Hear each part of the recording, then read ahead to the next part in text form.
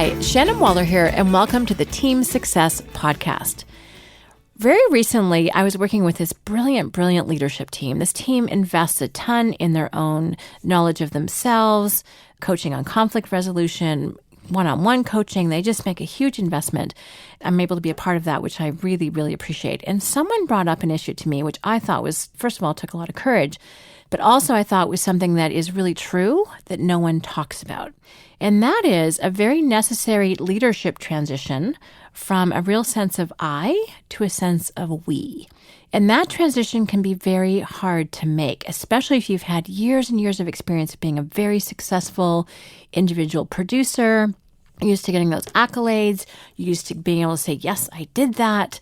And that's a really powerful feeling. And there's a lot that goes along with it. It's not just ego talking here. There's just a lot of things. It's very validating to know that what you do has a positive impact.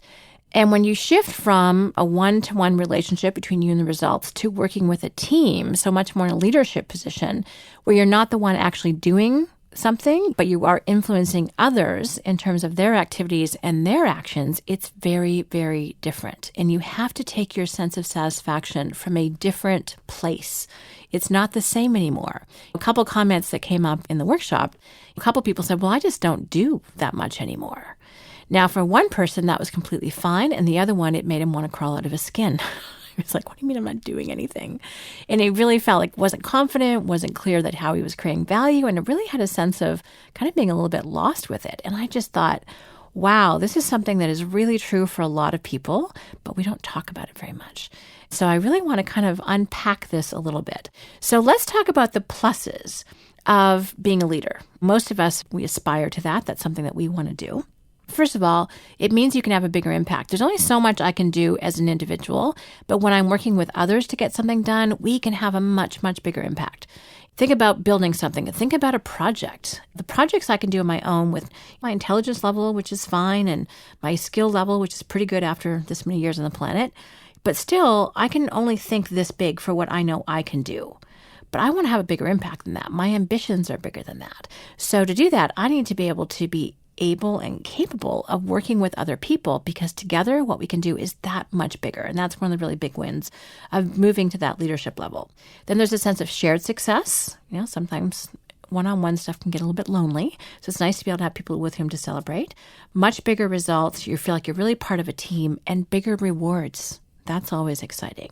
So there are a lot of pluses to being in this leadership role. But let's also talk about some of the minuses. So the minuses, sometimes, again, as I just mentioned, it doesn't feel like you actually do anything. You have conversations, you say things, people say them back to you, you track things. What else do you do? It can be a little hard to figure, okay, what do I actually do here? You very much can have a diffused sense of success. So yes, you're happy and celebrating it, but you can't actually attribute a whole bunch of it to you, which means your ego can take a hit. Like, okay, what value am I producing here? You can feel a little bit lost and really lose a sense of self. And none of those things are good. That's not really a fun place to hang out for very long. So again, I really appreciate this gentleman for bringing up the topic. I thought that was very forthright and honest of him. Again, it's something that I know I felt. It's a tough transition. And in fact, the owner of the company said the same thing. He said, it was hard. I've got there. And now I take much greater pride and success in what the team does rather than what I do. I'm not worried about what I do. I know very clearly what my role is. He said, but it was tough. I had to get out of my own way on that one.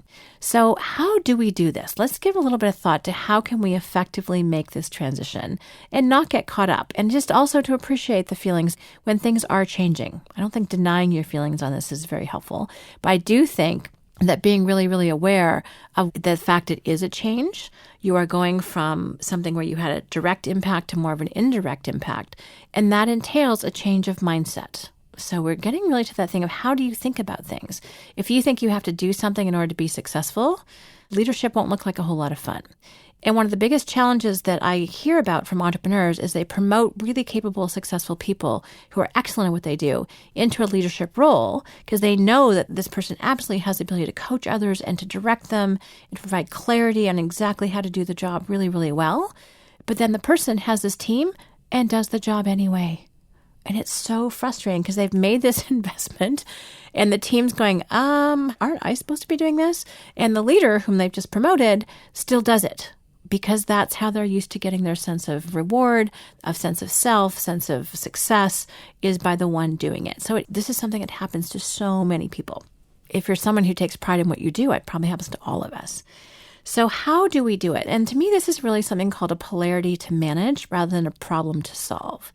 Depending on which side of the polarity you're on, doing things yourself or doing things as a team, you can weigh in on either side. There's pluses and minuses to both.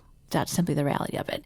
And if you want to go more, by the way, into polarity management, I have to strongly, highly recommend a brilliant book by a gentleman named Dr. Barry Johnson called Polarity Management. So this is his idea.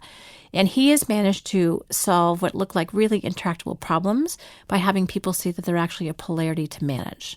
There isn't a right or wrong. It's how do you stay on the upside of both.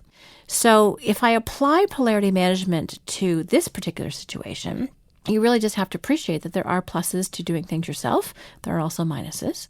And there are real pluses to being a leader and doing things via a team and influencing a team. But there are also some minuses there too. So once you realize that, you can kind of be okay and go, okay, this is normal.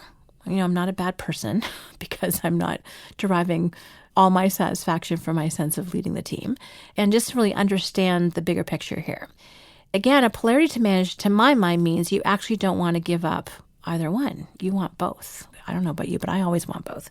So how do you do that? And this, again, to me, comes down to unique ability. So I think of myself as a leader. I know I'm not a very good manager. That's not my skill set, but I am good at leading. I'm good at providing direction, clarity, asking key questions to help people have greater insight. And I love nothing more than packaging up ideas and making them useful to other people, such as you. That, to me, is a very fulfilling experience. But even when I do that, there are some core activities that I do, that I'm really good at, that I enjoy doing, and that I find very personally rewarding. And then because I'm also in a leadership role, it gets to be rewarding on the bigger stage as well. So if you are in this transition now, or if you're coaching someone else through this transition, I have some steps. I have some things that I want you to think about doing. So first of all, it's really critical that you still know what is your unique ability. And a fabulous resource for this is our Unique Ability 2.0 Discovery book and notebook, which is such a brilliant way to explore who are you really? What is your core unique value that you create for yourself, for others, for the world? This is, again, how you make the biggest difference and how you make the biggest impact. So really appreciate and understand your own gifts. With the same gentleman who brought up the point, he had some things he wanted to do, which would have meant fundamentally changing himself. I was like, don't do that. Bad idea. I said, appreciate what you do bring to the party. Do not try and be somebody you're not. And here's how to better communicate it. So I gave him a tool that we have at Strategic Coach called the Impact Filter. Once he got clear on that, he could actually just sit in where he was successful, where he was capable, and recognize that he had a means, an effective way of communicating with other people, and that their job was to execute on the things that they were really good at, but he could stay in his place of power, if you want to call it that. That would be his unique ability. But his job, and all of our jobs, frankly, is if we have our own unique ability to be able to connect it with other people.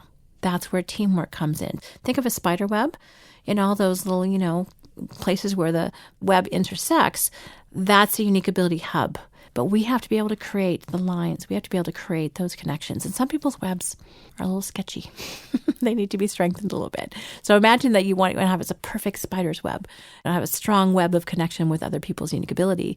And you can influence it. You make a move, it impacts the entire picture. So you really want to be clear on what you can naturally contribute and are really good at, and you at your very best, and also be looking for that in other people. So that's really critical. So number one, track your own progress in terms of what you're doing, that you're, in terms of teamwork, in terms of your own skills, your own capabilities, how you're growing as an individual. And then also track your team's progress. What are you doing together really, really well? This is what we call at Strategic Coach a positive focus. And it's so valuable to look not only ahead to what you have not yet accomplished, but to stop and pause and turn around and to measure from where you started. Because we don't do that often enough. And actually part of being a really great leader is to help people reflect on their progress, because people who are really clear on their progress have a lot of confidence about their ability to make future progress. And people who feel like they're constantly failing and falling short don't have that kind of confidence. So helping yourself and helping other people measure backwards, which is what we call it, is really another powerful leadership technique. So do it for yourself and then do it for your team. And then again, be really clear on your own contribution. And you may want to get feedback from other people on this. So one of the stages or the steps in the unique ability discovery process is to send out a letter asking other people, and this may feel a little odd, by the way, at the beginning, what do you think is my unique ability? Now, I've had some people say, well, can I ask them also what they think I'm not good at? I'm like, no, you can't. You already know that. There's no point in talking about it. You're probably already working on those things. But we actually don't ask the people whom you trust and respect and who know you, who see you in action. You're asking them to reflect back to you. They're being a mirror for who you are and what you do at your best. That's really what this statement is getting you. So it takes, again, some courage to send this out, but very, very powerful. And if you're ever having a bad day, pull out these unique ability letters. You'll feel like $1 million. Now, if you're having a bad day, it may be because you're not doing these things that people find really valuable. So that's another note to self to kind of stay on what we call your side of the line. But it means that they're really reinforcing how you create value. So being really, really clear on that means that it's very easy to get into a stage of teamwork and leadership with other people because you know your strong points, you know your strong suit, you know where you are powerful, can make a difference and influence people well.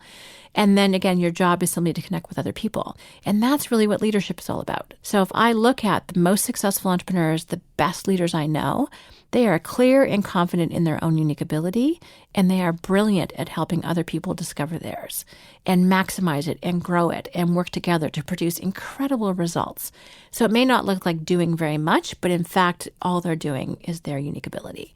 So again, be really, really clear on your own superpower, is what I like to call it. But from a leadership role, part of our job is to help other people understand and appreciate their own and help them work together to produce that result that we're all really committed to. So again, the books, if you want to dive a little bit more deeply into polarity management, is Polarity Management by Dr. Barry Johnson. And again, if you want to get your own sense of, I want to call it superpower because it's so true, but your own sense of what never goes away, even if you're leading thousands of people, if you know what your unique ability is, you never have to worry that you're not successful, you're not capable, because you know that. And in fact, they can really enjoy and celebrate the success that you're getting by influencing other people. So I just really want you to get clear on your unique ability. And Unique Ability 2.0 Discovery is just a fabulous way for someone, Shannon Waller, who's key author of the process, to walk you through it, hold your hand. It's like having a one-on-one coaching session with Julia, which usually costs a lot more than the price of the book, just so you know. So I really want you to make that transition more easily. You can do that by being really confident in who you are and what you do contribute. And then you have so much more to share. You have so much more power and influence with other people. You're not competing with them, which is another danger that leaders fall into. And you can actually help grow and expand everyone else's success that much more easily and that much faster. So I hope this has been an inspiring conversation for you. I can't wait to hear if you have any comments. We'd love to hear them about your own leadership transition, how that works for you. So let me know at questions@strategiccoach.com. Thank you very much for listening. And as always, here's to your team success. Hi, Shannon here, and thank you very much for listening. If you like what you heard today, please take a moment to rate the Team Success podcast on iTunes. And we'd love it if you'd share the podcast with anyone else who could benefit. If you're interested in learning more about the Strategic Coach program for entrepreneurs, visit us at strategiccoach.com or the Strategic Coach channel on YouTube. For free downloads and more team success strategies, visit teamsuccesshandbook.com.